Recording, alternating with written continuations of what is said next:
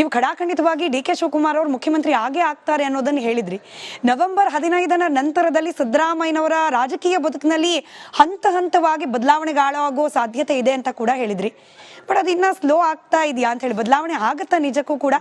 ನನಗೆ slow track fast track ನಂಗೆ ಗೊತ್ತಿಲ್ಲ. ನನಗೆ ಅಥವಾ ನಾನೇನು ಒಂದೇ ಭಾರತ ಅಲ್ಲ, ಇಷ್ಟು ಮಾತ್ರ ಹೇಳಬಲ್ಲೆ. ನಾನು ಆ ಸಬ್ಜೆಕ್ಟ್ನ ಅವನು ಮುಖ್ಯಮಂತ್ರಿ ಆಗುವವರೆಗೂ ನಾನು ಮಾತಾಡಬಾರ್ದು ಅಂತ ತೀರ್ಮಾನ ಮಾಡಿದ್ದೀನಿ. ಈಗಾಗಲೇ ಮತ್ತೊಮ್ಮೆ ನಿಮ್ಮ ಚಾನಲ್ ಹೇಳ್ತಾ ಇದ್ದೀನಿ, ಇವತ್ತೆಲ್ಲ ನಾಳೆ ಆಗೇ ಆಗ್ತಾನೆ. ಆ ಸಂದರ್ಭ ಬಂದೇ ಬರುತ್ತೆ. ಶನಿ 11ನೇ ಮನೆಗೆ ಹೋಗ್ತಾನೆ 29 ಮಾರ್ಚು. ಅದಕ್ಕೆ ಹಿಂದೆಯೋ ಮುಂದೆಯೋ ಪರಮಾತ್ಮ ತಂದು ಕೂರಿಸ್ತಾನೆ ಅಂತ ನಾನು ನಿಮ್ಗೆ ಹೇಳಬಲ್ಲೆ ಅಷ್ಟೇ. ಇನ್ನು ನಾನು ಶಿವಕುಮಾರ್ ಬಗ್ಗೆ ಆಗಲಿ ಅದರ ಚರ್ಚೆ ಆಗಲಿ ಅವನು ಕೂತ್ಕೊಂಡು ಮುಖ್ಯಮಂತ್ರಿ ಆಗಿ ಗುರುಗಳೇ ಬನ್ನಿ ನನ್ನ ಜೊತೆ ಬನ್ನಿ ರಾಜಭವನಿಗೆ ಅಂತ ಕರ್ಕೊಂಡು ಹೋಗು ನಾನು ಮಾತಾಡೋದಿಲ್ಲ. ಹಿಂದೆ ದೇವರಾಜ ಅವರು ಸೇರಿನ್ಗೆ ಹೋಗ್ಬೇಕಾದ್ರೆ ನಾನು ಇಲ್ಲಿ ಹೋಗ್ತಿರಲಿಲ್ಲ ಅವರು. ಆಮೇಲೆ ಮೊದಲು ಸೇರಿನಾಗಿ ವಿಧಾನಸಭೆ ಬರೋರು, ಮುಖ್ಯಮಂತ್ರಿ ಕೂರ್ತಿಲ್ಲಿ ಕೂತ್ಕೊಳ್ಳೋರು. ನನಗೆ ಹೇಳೋರು ಇದು ಖಾಸಾ ವಿಷಯ ಆದರೂ ಹೇಳ್ತೀನಿ, ಒಂದು ಸೀಟ್ ಬಿಟ್ಬಿಡ ಅನ್ನೋರು. ಬಿಟ್ಬಿಡೋದೇ ಕೂತ್ಕೋ ಅಂತ. ನಾನು ಕೂತ್ಕೋತಿರ್ಲಿಲ್ಲ. ನಾನೇನು ಗಾಯತ್ರಿ ಮಂತ್ರ ಸುಮ್ಮನೆ ಅಂದ್ಬಿಟ್ಟು ಆಚೆ ಬರೋದು ಅವ್ರಿಗೆ. ಹಾಗೆ ನೋಡ್ದವ್ ನಾನು. ಧರ್ಮಸಿಂಗ್ ಅವ್ರನ್ನ ಬಿಟ್ಟು ಹೋಗಲೇ ಇಲ್ಲ. ವಿಲಾಸರಾವ್ ದೇಶಮುಖು ಸೇರಿನೇ ಆಗಲ್ಲ ಅಂತ ಮನೆಗೆ ಬಂದು ಹೇಳ್ಬಿಟ್ಟು ಹೋದ್ರು. ನಾನೀಗ ಕಾಯ್ತಾ ಇದ್ದೇನೆ ಅಷ್ಟೇ. ನಿಮ್ಮಂಗೆ ಕಾದಿರುಳು ಶಬರಿ ರಾಮನ ದರ್ಶನಕ್ಕೆ ಅಂತ ಹೇಳಿ ನಮ್ಮ ಶಿವಕುಮಾರು ಮುಖ್ಯಮಂತ್ರಿ ಆಗಬೇಕು ಅಂತ ಕಾಯ್ತಾ ಇದ್ದೀನಿ. ಆ ಸಂದರ್ಭ ಬರಲಿ. ಒಂದು ಪಕ್ಷ ಅವನನ್ನು ಬಂದು ರಾಜಭವನ ಕರ್ಕೊಂಡೋಗಿದ್ರು ಪರವಾಗಿಲ್ಲ, ನಿಮ್ಮ ಚಾನಲ್ಲೇ ನೋಡ್ತೀನಿ. ಅವನಾಗಬೇಕು, ನಾ ಹೇಳಿ ಸತ್ಯ ಆಗಬೇಕು. ಆದರೆ ಜನಗಳಿಗೆ ಒಂದು ಕೆಟ್ಟ ಅವನ ಭಾವನೆ ಇದೆ. ಆ ಭಾವನೆ ಒಳ್ಳೆಯದಲ್ಲ. ವಿಶಾಲ ಹೃದಯವಂತ, ಒಳ್ಳೆ ವಿಷನ್ ಇರತಕ್ಕಂಥವನು, ಕೊಟ್ಟರೆ ಕೆಲಸ ಮಾಡ್ತಕ್ಕಂಥವನು, ರಾಜ್ಯಕ್ಕೆ ಪ್ರಗತಿ ಮಾಡೇ ಮಾಡ್ತಾನೆ ಅಂತ ಖಂಡಿತವಾಗಿ ಹೇಳಬಲ್ಲೆ. ಎಲ್ಲರೂ ಆಗಿದ್ದಾರೆ, ಅವನೇ ಯಾಕಮ್ಮ ಆಗಬಾರ್ದು? ಎಲ್ಲರೂ ಆಗಿದಾರಲ್ವ, ಆಗಲಿ ಅವನು ಬರಲಿ. ನೀವೇ ಹೇಳ್ದ ಹಾಗೆ ಕೆಟ್ಟ ಭಾವನೆ ಜನರಲ್ಲಿ ಮೂಡ್ಲಿಕ್ಕೆ ಅನೇಕ ಕಾರಣಗಳು ಹಾಗೆ ಆಗ್ತಿದ್ಯಾ ಅಂತ ಹೇಳಿ ಕಾಕತಾಳೀಯವಾಗಿ ಮುನಿರತ್ನ ಅವ್ರ ಮೂಲೆ ಮೊಟ್ಟೆ ಎಸಿತಾರೆ, ಅದಕ್ಕೆ ಡಿ ಕೆ ಶಿವಕುಮಾರ್ ಕಾರಣ ಅಂತಾರೆ. ಸಿ.ಟಿ. ರವಿ ಅವರನ್ನ ಪೊಲೀಸರು ಬಂಧಿಸ್ತಾರೆ, ರಾತ್ರಿ ಎಲ್ಲ ಅಲ್ದಾಡಿಸ್ತಾರೆ, ಅದಕ್ಕೂ ಡಿ ಕೆ ಶಿವಕುಮಾರ್ ಕಾರಣ ಅಂತಾರೆ. ಅಂದ್ರೆ ಅನಿಷ್ಟಕ್ಕೆಲ್ಲ ಶನೇಶ್ವರ ಕಾರಣ ಅನ್ನೋ ರೀತಿಯಲ್ಲಿ ವಿರೋಧ ಪಕ್ಷದಲ್ಲಿ ಯಾರಿಗೆ ಏನೇ ಆದ್ರೂ ಕೂಡ ಡಿ ಕೆ ಶಿವಕುಮಾರ್ ಕಾರಣ ಅಂತಿದ್ದಾರೆ. ಇದು ಯಾಕೆ? ಅದಲ್ಲಮ್ಮ, ಡಿ ಕೆ ಶಿವಕುಮಾರ್ ಬರದೇ ಇರಲಿ ಅಂತವೆಲ್ಲ ಮಾಡ್ತಕ್ಕಂಥ ತಂತ್ರಗಳು. ಅವರಿಗೆ ಸಿಕ್ಕೋದು ವಿಳಂಬ ಆಗಲಿ, ಅವ್ರನ್ನ ಏನಾದ್ರು ಗುರುತಿಟ್ಕೊಂಡು ಸರಿ ಮಾಡಿದ್ರು ತಪ್ಪು ಅಂತ ಹೇಳ್ಬಿಡೋಣ ಅದನ್ನ ಅಂತೇಳಿ. ನಿಮ್ಮ ಮನೋಭಾವನೆ ಆಗಿರೋ ಕೆಟ್ಟ ಅಂತ ಅಂದ್ಕೊಂಡ್ರೆ, ಅಮ್ಮ ನೀವು ನಿಮ್ಮ ಮನೆಗೆ ಒಬ್ಬ ಬರ್ತಾನೆ, ನಾನು ನಿಮ್ಮ ಮನೆಗೆ ಬರ್ತಾ ಇರ್ತೀನಿ, ನೀವು ಚೆನ್ನಾಗಿದ್ದೀರಿ, ನನಗೆ ನಮ್ಮ ಮಗಳನ್ನ ಭಾವನೆ, ನೀವು ನಿಮ್ಮ ಮನೆಗೆ ಬರ್ತೀನಿ.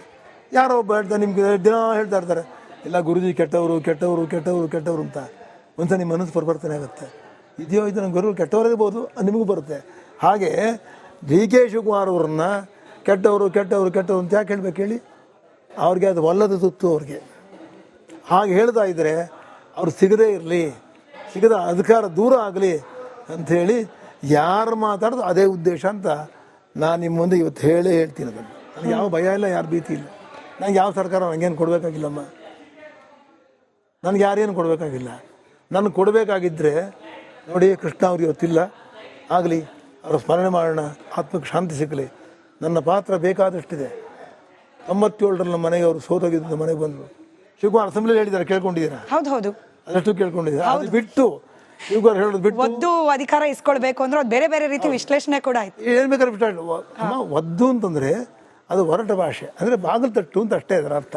ಸರಿ ಅಲ್ವೇ? ಯಾರು ಬಾಗಿಲು ಓದೋಕ್ಕಾಗತ್ತಾ? ಅದು ಸಿಎಂ ಓದೋಕ್ಕಾಗತ್ತಾ? ಎರಡು ಅಲ್ಲ. ಅಂದರೆ ನೀನು ನಿನ್ನ ಒಂದು ಫುಲ್ ಫೋರ್ಸ್ ಹಾಕಿ ಅದನ್ನು ತಗೋಪ್ಪ, ಈಗ ಆಗೋ ಸಮಯ ಚೆನ್ನಾಗಿದೆ, ಆಗುತ್ತೆ ಅಂತ ಹೇಳಿದಷ್ಟೇ. ಒದಿಯಿಂದ ಯಾರು ಒದಿತಾರೆ ಅಲ್ವೇ? ಅದು ಆಡುಭಾಷೆ ಅಷ್ಟೇ. ಆಡುಭಾಷೆಯನ್ನು ತೊಗೊಂಡು ಹೋಗಬಾರ್ದು. ಹೌದು. ಅದಾದ್ಮೇಲೆ ನೋಡಿ, ನಾನು ಹೇಳಿದ್ದೆ, ಈ ರಾಜ್ಕುಮಾರ್ನ ಇವರು ವೀರಪ್ಪನ ಮಾಡ್ಕೊಂಡ್ಬಿಟ್ರಲ್ಲ, ಅಪಹರಣ ಮಾಡಿದ್ರಲ್ಲ, ನಾನೇ ಕೃಷ್ಣ ಅವ್ರು ಹೋಗಿ ಹೇಳಿದ್ದೆ, ನೀವು ಹೋಗಿ ನಿಮ್ಮ ಮನೆ ದೇವರು ಮಾಲಮದೇಶ್ವರನ ಪೂಜೆ ಮಾಡ್ಕೊಂಬನ್ನಿ ಅಂತ. ಗಂಡ ಹೆಂಡತಿ ಇಬ್ಬರು ಬೆಳಗ್ಗೆ 6 ಗಂಟೆಗೆ ಹೋದರು, ಸಾಯಂಕಾಲ ಬರೋತ್ತಿಗೆ ಸಿಕ್ಕರು ಅವರು. ಅದು ದೊಡ್ಡದು. ಈ ಅಲ್ಲದಲೇ ನಾನು ನಮ್ಮ ಜ್ಯೋತಿ ಪ್ರಕಾಶ್ ಬಿರ್ಜಿ, ನಮ್ಮ ಶ್ರೀನಿವಾಸರು DG ಇದ್ದರು, ಅವರ ಸ್ಮರಣೆ ಮಾಡಬೇಕು. ಮಹಾನ್ ವ್ಯಕ್ತಿಗಳು ನನಗಿಬ್ಬರು. ಅವರು ನನ್ನ ಕರೆದು ಆ ಪೊಲೀಸರು ಧೈರ್ಯ ತುಂಬಿ ಎಲ್ಲ ಮಾಡಿದ್ರು. ಸಿಗ್ತಾನೆ, ವೀರಪ್ಪನ ಬೇರೆ ಸಿಗ್ತಾನೆ, ಅದು ಜೀವಂತವಾಗಿ ಸಿಗಲ್ಲಪ್ಪ ಅಂತ ಹೇಳಿದ್ದೆ. ಆಮೇಲೆ ಎಲ್ರಿಗೂ ಅವಾರ್ಡ್ಗೆ ಎಲ್ಲ ಕೊಟ್ಟರು. ನಮಗೆ ನಿಮಗೆ ಯಾರು ಬೇಕಂದ್ರು. ನನಗೆ ಯಾವ ಸ್ವತ್ತು ಸಂಪತ್ತು ಏನು ಬೇಡಪ್ಪ ಅಂತ ಹೇಳಿದೆ. ದಾರಮ್ ಸಿಂಗ್ ಅವರು ಹೇಳಿದರು, ದೊಡ್ಡ ಕೆಲಸ ಮಾಡಿದ್ದೀರಾ, ಹುಡುಕಿ ಕೊಟ್ಟಿರೋದನ್ನು ನೀವು ಪೊಲೀಸರು ಸಂದೇಶ ಮಾಡಿದ್ದೀರಾ, ನಿಮ್ಗೆ ಏನಾರೊಂದು ಪದ್ಮಶ್ರೀ ಪುರಸ್ಕಾರ ಮಾಡೋಣ ಅಂತ ಹೇಳಿ ನಾನು ಸರ್ಕಾರಕ್ಕೆ ಕಳಿಸ್ತೀನಿ ಅಂತ ಹೇಳಿದ್ರು. ನಂಗೆ ಸ್ವಾಮಿ ಪದ್ಮಶ್ರೀ ಇಟ್ಕೊಂಡು ನಾನೇನು ಮಾಡಬೇಕು, ನೀವೇನು ಕೊಡದಿರೋ ಬೇಡಿ, ನೀವು ಅದರಿಂದ ನಿಮ್ಮನ್ನು ಯಾರು ನನ್ನಿಂದ ಅನ್ನೋದು ಬೇಡ ಅಂತ ಹೇಳಿದೆ. ಕಳಿಸಿದ್ರು. ಯಡಿಯೂರಪ್ಪನ ಸರ್ಕಾರ ಇತ್ತು, ಅದನ್ನು ಮಗಚಾಕ್ಬಿಟ್ರು.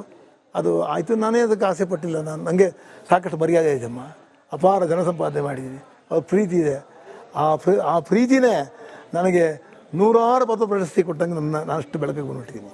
ಯಾಕೆ ನಿಮ್ಗೆ ಹೇಳಿದೆ ಅಂತಂದರೆ ಇದು ನೋಡಿ, ಅದಾಯ್ತಾ, ಜನವರಿ 1ನೇ ತಾರೀಕು 2004ನೇ ಇಸ್ವಿ ತಿರುಪತಿಲಿ ನಾನು ಶಿವಕುಮಾರ್ ಇದ್ವಿ.